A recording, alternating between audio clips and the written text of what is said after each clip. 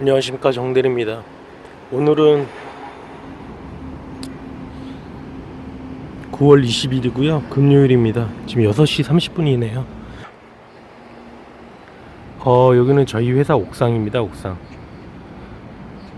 네, 저기 이제 회사가 보이고요. 저쪽이 이제 서초역이랑 사랑의 교회가 있고, 여기 저희 회사고, 저희가 이제 아침에 와서 이렇게 촬영을 하는데 어떤 환경에서 촬영하고 있는지 그거에 대해서 한번 좀 보여드리려고요. 저기서 매번 여름 때 이렇게 막 소리가 심했던 이유가 저기 에어컨 이렇게 막 물이 내려가는 뭐 그런 것 같아요. 저것 때문에 저희가 이제 소리가 많이 났던 거고요. 보통 이제 여기다가 카메라를 세워놓고 동호 씨랑 저랑 여기서 이렇게 서가지고 찍는 겁니다. 대략 저희가 어떻게 촬영을 하고 있는지에 대해서 한번 보여드리려고 이렇게 잠깐 카메라 켰습니다. 그럼 저는 오늘 제가 찍을 영상이 있어가지고 영상으로 지금 다시 좀 찍겠습니다. 안녕하십니까, 정대리입니다. 방금 제가 보여드린 영상 보셨죠? 이게 저희 옥상이고요. 카메라를 여기 앞에 세워놓고 이쪽에서 찍고 있고요. 이쪽이 이제 서초역과 사랑의 교회가 있는 데입니다. 뒤편으로는 뭐 대법원이 있고 고등검찰청, 뭐 중앙지검, 중앙지방법원 이렇게 있습니다. 저희 회사 위치가 이제 서초역 바로 앞에 있는 데라고 보시면 될 것 같아요. 제가 아까 처음에 영상에서 말씀드렸듯이 오늘은 9월 20일이고요 금요일입니다. 지금 6시 30분에서 31분을 지금 지나가고 있는데, 지난 영상이 아마 올라갈 테지만 몸이 살짝 좋지 않았어요. 그러니까 영상에서 제 표정이 많이 좋지는 않을 것 같은데, 몸이 영상 찍을 때까지만 해도 그렇게 몸이 안 좋은지 몰랐는데 이제 찍고 나서 보니까 몸이 많이 안 좋아가지고 병원에 갔다 왔습니다. 감기도 좀 심하고 눈도 좀 아프고 해가지고 병원에 좀 갔다 왔고요. 혹시라도 영상에서 제 표정이 왜 안 좋은지 그 부분에 대해서 그냥 혹시나 해서 말씀드리는 겁니다. 저희가 오늘 구독자 300명이 됐습니다. 아침에 일어나니까 갑자기 인원이 좀 늘었더라고요. 이거 보여드릴게요.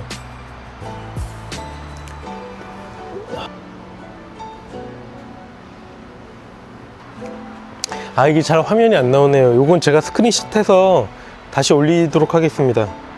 일단은 저희가 뭐 유튜브 시작한 지 한 3개월 정도 되어 가고 있는 것 같아요. 300명 구독자분들 저희 영상을 계속 봐주셔서 감사합니다.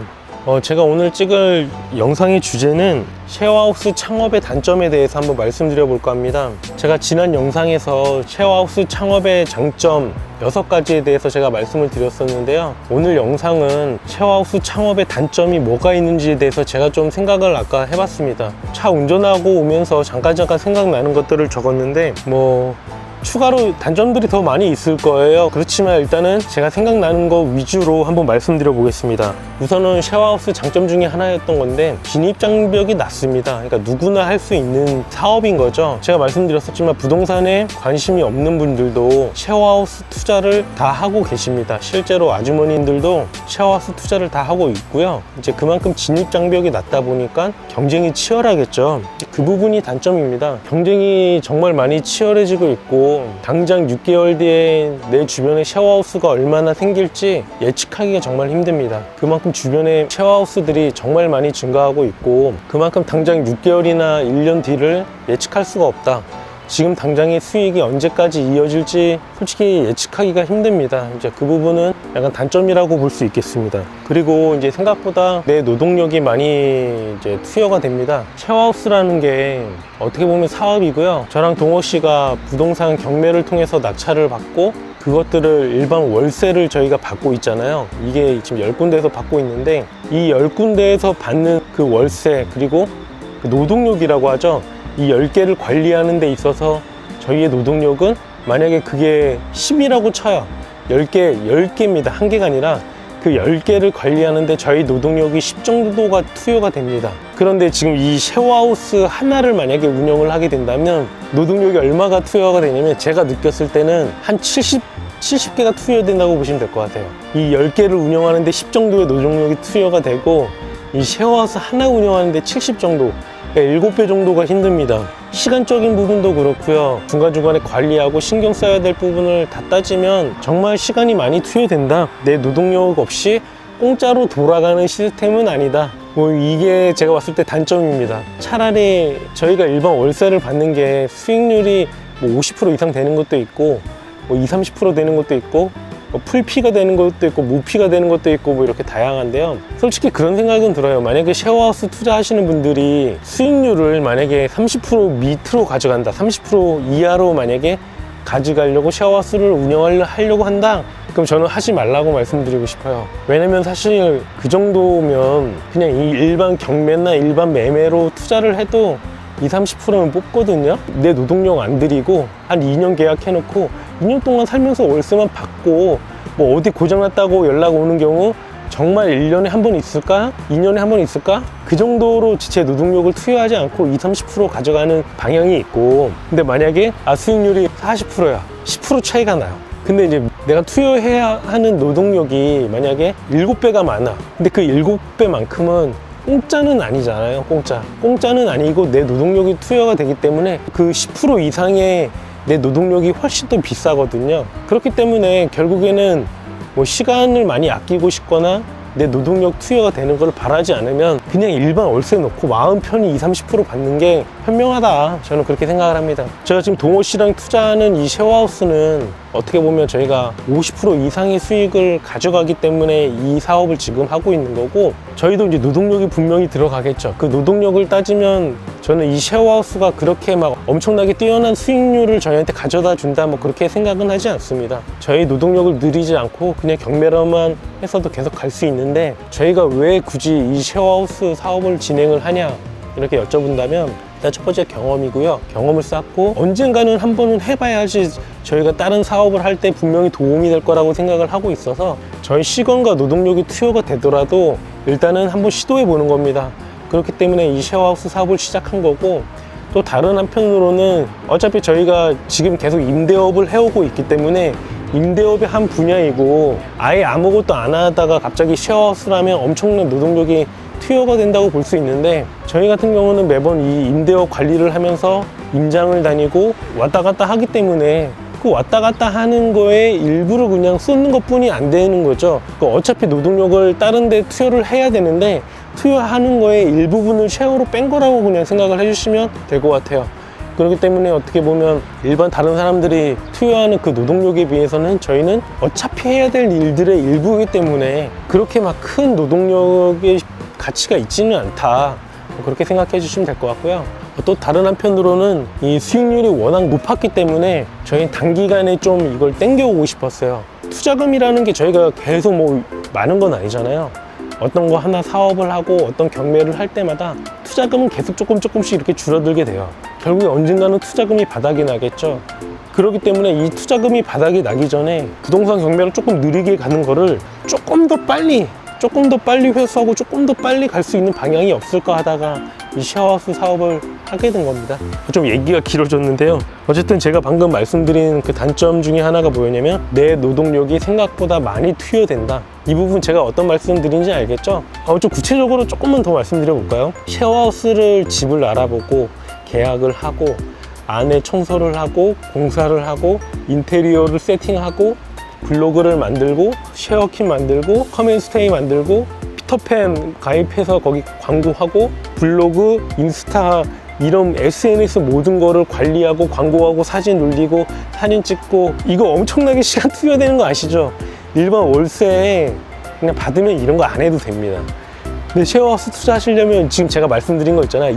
이런 거 모든 거 해야 되고, 학생들과 소통해야 되고, 생일 파티 해줘야 되고, 뭐 고장났다고 하면 가서 수리해줘야 되고, 이 모든 부분을 다 하셔야 되는 거예요. 그렇기 때문에 어떻게 보면 직장을 다니면서 하기보다는 일반 뭐 집에서 애기들 보고 낮에 시간이 남는 그런 아주머니들 있잖아요. 그런 분들이 투자하기에 정말 최적인 거죠.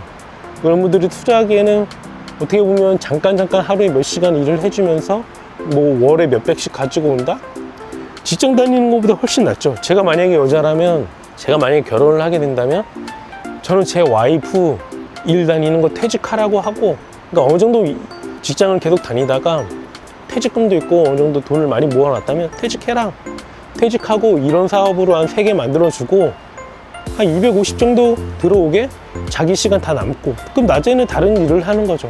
낮에 어떤 기술을 배워서, 예를 들면 디자인 같은 걸 배워서 낮에 부업으로 디자인업을 한다거나, 그렇게 해서 한 300이나 300 좀 넘게 가지고 올 수 있는 거예요. 내 시간을 회사에서 9시부터 6시까지 박혀 있는 게 아니라 쉐어하우스 관리하면서 낮에 잠깐 2-3시간 뭐 어떤 투잡을 하면서 한 350 이렇게 벌어오면 일반 직장인 다니는 그런 여자들보다 훨씬 나은 삶을 살 수 있을 겁니다. 일단은 뭐 좀 얘기가 길어졌는데요. 또 한 가지 단점, 입주자 모집에 대한 스트레스가 상당하다. 아까 처음 단점과 다 이어지는 부분인데요. 경쟁이 치열하면 어떻게 되는 겁니까? 그만큼 입주자 모집이 힘들어지는 거예요. 입주자 모집이라는 게 수요가 뭐 언제까지 계속 많을 건 아니잖아요. 쉐어하우스가 서울에서 진행을 하면 지금 당장은 계속 갈 수 있어요. 만실을 채워 갈 수 있다고요. 그렇지만 이게 포화 상태가 결국에는 되거든요. 이게 왜 그러냐면, 아무리 정말 수요가 많은 지역이라고 해도 여기만 오픈하면 무조건 만실이야 가요. 그러다 결국에 100개가 되고 500개가 되고 1000개가 됐어요. 그럼 결국에 입주하는 사람들이 어떻게 하냐면 새로 오픈한 데만 찾아다니는 거야. 6개월마다. 실제로 그런 경우가 있습니다. 그럼 무슨 일이 발생하냐면, 처음 오픈빨로 만실을 채울 수 있지만 그 다음에 중간중간에 공실이 생겼을 때 그 공실을 채우기가 조금 어려워질 수 있어요. 결국에는 내 사업을 펼쳐놓고 입주자 모집을 못하게 되면 나는 그 집을 전대를 했기 때문에 월세에 대한 압박이 조금 있거든요. 입주자를 못 받게 되면 결국에 내 월세가 나가야 되는 상황이기 때문에 입주자 모집을 잘 해야 되는데, 사람들이 광고를 할 수 있는 수단은 딱 정해져 있어요. 거기 다 똑같이 광고를 해요. 똑같이 유료 광고를 하고, 그런 사람들이 너무 많아진단 말이죠. 그 사람들보다 내가 시설에 투자를 더 하고 앞으로 관리를 더 잘해야 되는데, 그러려면 내 수익의 일부를 계속 시설 투자를 해야 되고, 그러다 보면 시설 투자는 하는데 입주자 모집은 점점 힘들어지고, 결국에는 이 사업이 언제까지 영원히 지속되는 건 아닙니다. 제가 지금 동호시장 쉐어하우스 하고 있지만 이게 뭐 당장 1년 뒤에 경쟁이 너무 치열해져서 쉐어로 안 하고 일반 월세로 돌려야 될 수도 있습니다. 지금 2학기만 해도 그랬잖아요. 저뿐만 아니라 지금 다른 데 쉐어하고 계시는 분들도 2학기 만실 못 채운 분들 진짜 많아요. 그만큼 입주자 모집에 대한 스트레스는 상당하다. 입주자 모집을 어떻게 할지 그거에 대해서 좀 고민을 많이 해봐야 될 부분이 분명히 있습니다. 그리고 또 한 가지 단점은 뭐냐면, 집을 구하기가 쉽지가 않다. 전대를 하려면 3룸에 화장실이 1개나 2개 이런 정도에 되는 집을 골라야 되는데, 뭐 아파트를 할 수도 있겠죠. 만약에 아파트를 전대를 한다면 아파트야 뭐 고를 수 있는 수요는 많아요. 하지만 그런 아파트는 월세 자체가 비싸겠죠. 비싸기 때문에 소형화로 할 수는 없고, 분명히 좀 어느 정도 인원을 많이 받아야지 수익이 남기 때문에 아파트로 집은 쉽게 구할 수 있어도 결국 입주자 모집에 대한 스트레스, 입주자를 못 받게 되면 또이 되거나 마이너스가 되거나 수익이 남으면 뭐 30만 원 정도? 그 정도가 될 수가 있기 때문에 아파트는 솔직히 말하면 저는 추천하지 않습니다. 특히 서울에서는 차라리 신축 빌라나 좀 가격이 많이 떨어진 빌라 이런 거 위주로 전대를 하는 게 현실적으로는 좀 맞다. 집을 구하더라도 문제는 뭐냐면 집주인의 전대 동의를 얻어야 됩니다. 제가 집주인의 전대 동의를 얻지 않고 내가 그냥 월세로 계약을 하고 집주인 몰래 쉐어하우스를 운영을 한다면 이건 불법입니다. 나중에 집주인이 알게 된다면 이거는 강제 퇴거할 수 있는 그런 법 규정 안에 들어가 있거든요. 그러니까 절대 뭐 집주인한테 허락 안 받고 전대를 운영할 생각 하지 마시고요. 무조건 집주인한테 허락을 받고 전대를 해야 되는데, 집주인한테 전대를 얻는 게 쉽지는 않겠죠. 그만큼 노하우가 필요하고, 그만큼 마음에 맞는 부동산 중개사를 잘 만나야 되는 그런 부분도 분명히 필요한 겁니다. 이처럼 뭐 쉐어하우스 어떤 강의를 듣게 되면 누구나 할 수 있고 누구나 뛰어들 수 있고 뭐 기본적인 건 다 알려주겠죠. 하지만 실제로 쉐어하우스 단점에 대해서는 그렇게 많이 얘기를 안 하시는 것 같아요. 쉐어하우스 단점이 생각보다 많이 있고요. 이 위험 부담, 그러니까 실패할 수 있는 이 부분에 대해서 충분히 검토를 하시고 진입을 하셔라. 저는 그렇게 말씀드리고 싶습니다. 저희가 지금 쉐어하우스를 운영하고 있는데 저희도 다 이안을 생각하고 제가 운영을 하고 있다고 말씀드렸었잖아요. 쉐어하우스가 안 됐을 때 일반 월세로 돌려도 수익이 충분히 나오기 때문에 저희는 이런 사업을 지금 진행을 하고 있는 거고, 결국에는 이것도 하나의 사업입니다.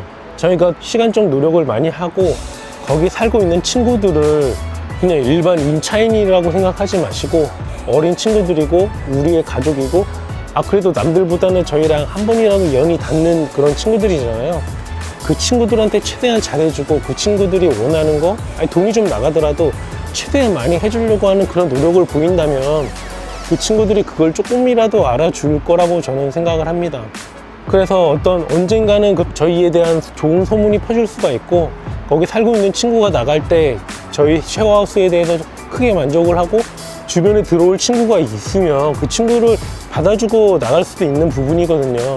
어찌됐든 쉐어하우스는 앞으로도 계속 공급이 늘어날 거고 경쟁이 치열해질 것입니다. 그렇기 때문에 지금 당장 내 사업, 내 쉐어하우스 운영한다고 뭐 내 블로그에만 신경 쓰고 이게 아니라 계속 내 주변에 어떤 환경이 변하고 있는지, 그리고 우리나라 전체 쉐어하우스 사업이 어떻게 지금 흘러가고 있는지, 그거에 대해서 관심을 계속 가지고 대처를 하셔야지 결국에 실패할 수 있는 투자가 안 되는 겁니다.